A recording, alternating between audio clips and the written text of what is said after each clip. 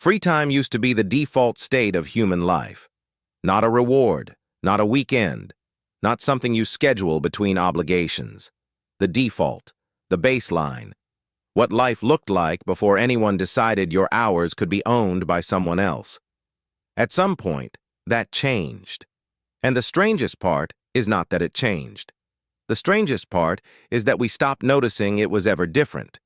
You wake up before your body is ready. An alarm pulls you out of sleep that wasn't finished. You check your phone before your eyes fully adjust to the light. You run through the list before you've had a single thought that belongs to you.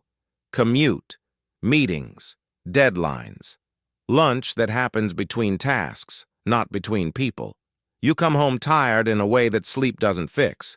You sit in front of a screen because your brain is too depleted for anything that requires actual presence. Sunday night arrives and something tightens in your chest that you've stopped trying to name. You are not lazy. You are not ungrateful. You are not broken. You are a species that evolved over 300,000 years living one way, now running a system it was never designed to run. And the tension you feel, that low-frequency sense that something is fundamentally off, is not a personal failure. It is information. Subscribe. Finn decodes the patterns nobody told you about.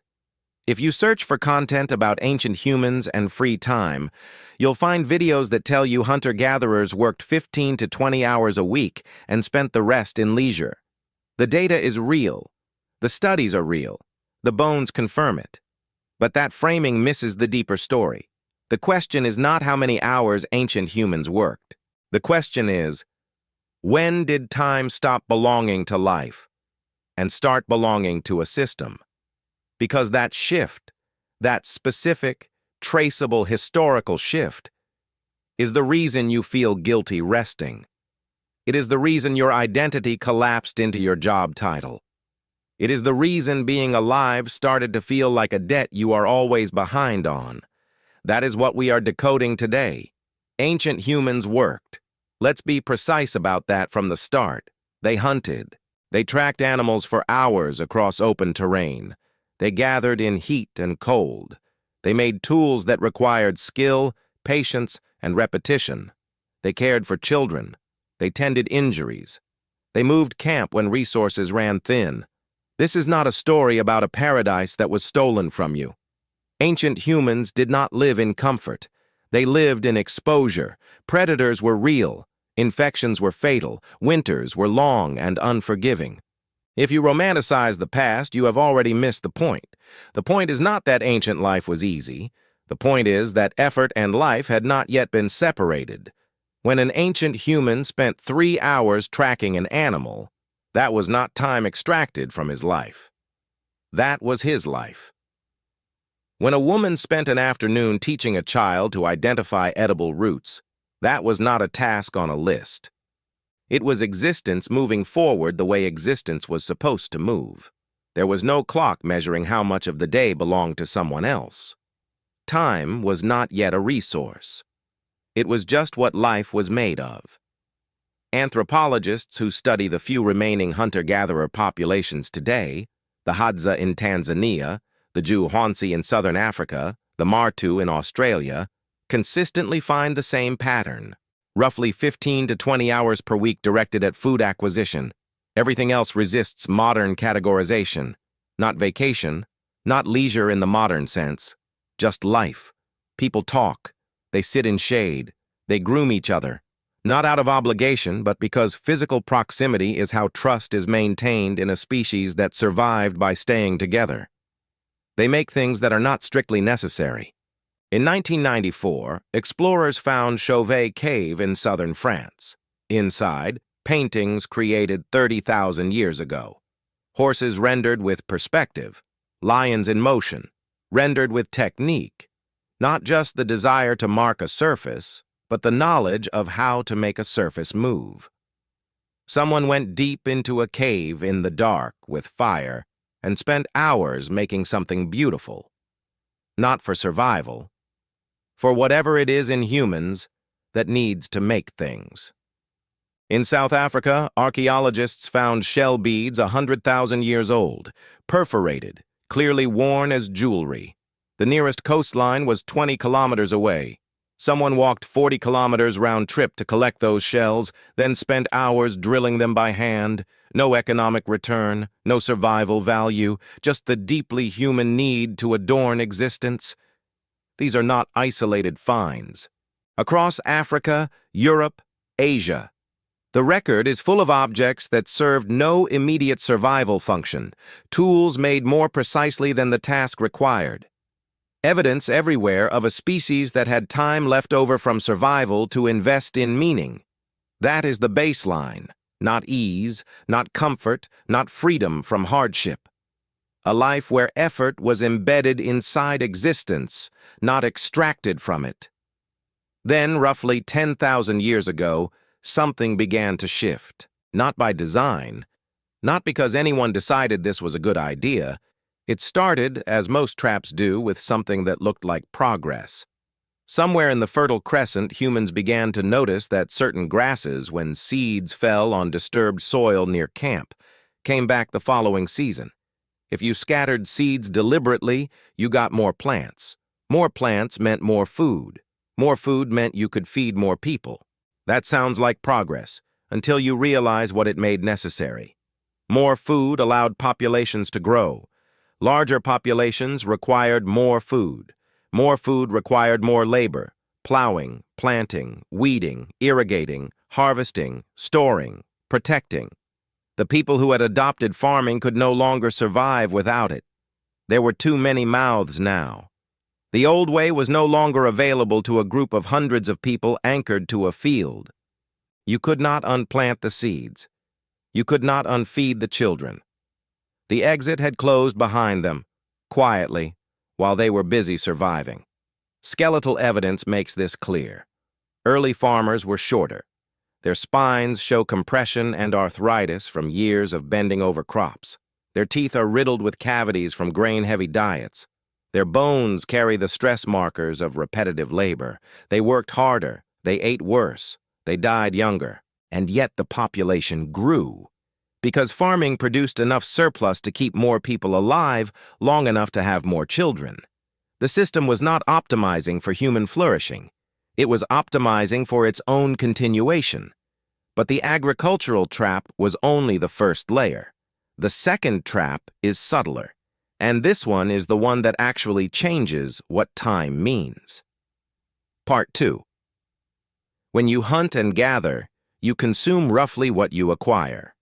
Meat spoils, fruit rots. You eat, you share. The food moves through the group and disappears. There is no meaningful way to accumulate. No one walks away from camp with 3 weeks of food stored under their arm. But grain is different. Grain can be dried. Grain can be stored. Grain can sit in a clay pot for months and still be food when you open it. The moment food could be stored, it could be owned. And the moment it could be owned, everything changed. Because now there was something worth taking, something worth defending, something worth controlling. Stored surplus is, functionally, the first form of abstract wealth. Food converted into security, into power, into the ability to make it through winter while your neighbor cannot. That sounds like progress, until you realize what it made possible. If surplus can be owned, it needs to be protected. Protection requires organization. Organization requires hierarchy. Someone to coordinate, someone to enforce, someone to administer. Administrators need to be fed. Soldiers need to be fed. Priests who legitimize the hierarchy need to be fed, and none of them are farming, which means the people who are farming must produce enough for themselves and for every layer of the structure above them. The grain you grew was never entirely yours. A portion went to the temple, to the granary, to the administrator who kept records of what you owed. Free time did not disappear because humans became busier. It disappeared because human life became easier to measure, manage, and extract from. Once you can measure how much a field produces, you can calculate how much labor it requires. Once you can calculate required labor, you can assign it. Once you can assign it, you can enforce it. Once you can enforce it, you can own it. The human body, its hours, its effort, its output, had become a resource. But structure and necessity alone are not enough to fully close a trap. Structure can be resisted. Necessity can breed resentment. People can still feel somewhere beneath the obligation that rest is natural, that doing nothing sometimes is not a failure, that being alive without producing something is still being alive. So the final move was not economic. It was moral. Rest had to be rebranded. For most of human history, rest required no justification. Animals rest. Humans rest. The body requires recovery as biological fact. Ancient humans slept in two phases. First sleep, a quiet, wakeful interval. Second sleep. Not because they were lazy, but because that is what an unlit body does when darkness falls for 10 hours. Rest was regulation, maintenance, part of the cycle, not an interruption of it. But once human time became a resource that could be extracted, rest became a problem. A resting body is not producing, and if you are managing thousands of bodies, the most efficient way to minimize that downtime is not force. Force is expensive. Force requires enforcers. The most efficient way to control behavior is to make people police themselves. Rest did not disappear. It was rebranded as laziness.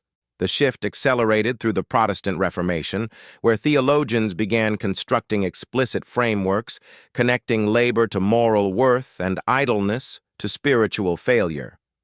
Work became virtue. Rest became suspect. The person who was not producing was not just economically inefficient. They were morally deficient. Sloth became a sin, not a bad habit. A sin.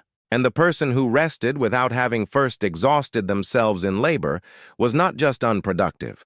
They were, in a very real cultural sense, bad. That inversion, rest as moral failure, is not ancient wisdom. It is a technology, built to serve systems that required sustained human output. Before, rest was part of what life was. After, rest became a reward you had to earn by first depleting yourself in someone else's service. Then came the wage, and the wage looks, on the surface, like liberation. You are no longer bound to land, no longer obligated to a lord.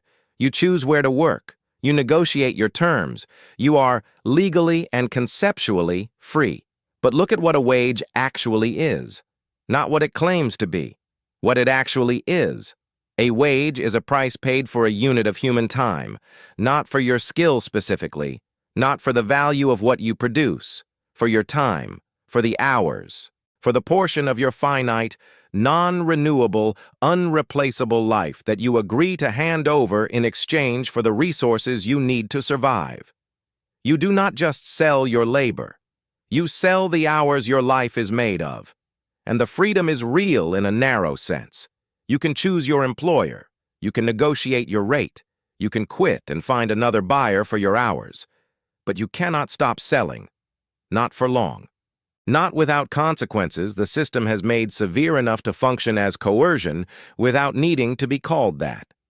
The clock, in this context, is not a neutral tool. Before industrial economy, time was measured in tasks and seasons. You planted when the ground was ready. You slept when it was dark. The rhythm was biological. The factory changed that. When you need to coordinate hundreds of workers in a single space, biological rhythms are inconvenient. The clock stopped measuring the day and started dividing it into units that could be sold. Your morning alarm is not a neutral tool. It is the mechanism by which your body is synchronized to a system that purchased your next 8 hours before you were fully awake. And this is where the psychology becomes visible. If you have absorbed, consciously or not, the belief that time only has value when it is productive, then unstructured time does not feel like freedom. It feels like failure. Sunday evening has a specific emotional texture that is almost universal, a low-grade dread, a tightening, a sense that something is ending that was never quite enough. We normalize the feeling of dreading the return to work so completely that we gave it a cute name and made memes about it. That is not normal. That is a species experiencing a chronic alarm response to the structure of its own existence and coping by deciding the alarm is just background noise. People say they want to go back to simpler times, to slower life, to something that feels more human. They do not literally want to return to hardship, to infection without antibiotics, to infant mortality. What they want is a relationship with time that has not yet been captured, mornings that belong to them, effort that feels embedded in their own life rather than extracted from it, rest that exists for its own sake, not in service of someone else's Monday. They are not nostalgic for the past. They are grieving a present that was never made available to them. Here is the final thing. The deepest move this system made was not taking your time. Taking your time would have been visible, resistible. The deepest move was convincing you that time without productivity has no value, that a Tuesday afternoon spent thinking about nothing, connected to no output, generating no measurable result, is wasted. That you, sitting still, not producing, not optimizing, are somehow less than you are when you are working. Once you believe that, you do not need a factory floor or an overseer. You carry the extraction mechanism inside your own psychology. You police your own rest. You feel the guilt before anyone imposes it. The cage works best when the door is open and you still do not leave. Maybe what we miss about ancient humans is not their world. Their world was hard, exposed, uncertain in ways that would break most modern people within a week. What we miss is the fact that their time still belonged to life before it belonged to a system. Their effort was theirs. Their rest was theirs. Their bone flutes, their painted caves, their shells carried 40 kilometers for nothing but beauty. All of it was theirs. Not earned, not scheduled, not justified, just human. If this made you uncomfortable, if something here landed in a place you recognize, it is probably because some part of you still remembers that being alive was not supposed to feel like a debt you are always behind on. The system did not take that knowledge from you. It just spent a very long time trying to make you forget it. Drop a comment. Tell me which part of this hit hardest. Like the video if this decoded something you already felt but never saw explained. And there is a video on screen right now that connects directly to what we just covered. Watch it. Finn decodes the patterns nobody told you about.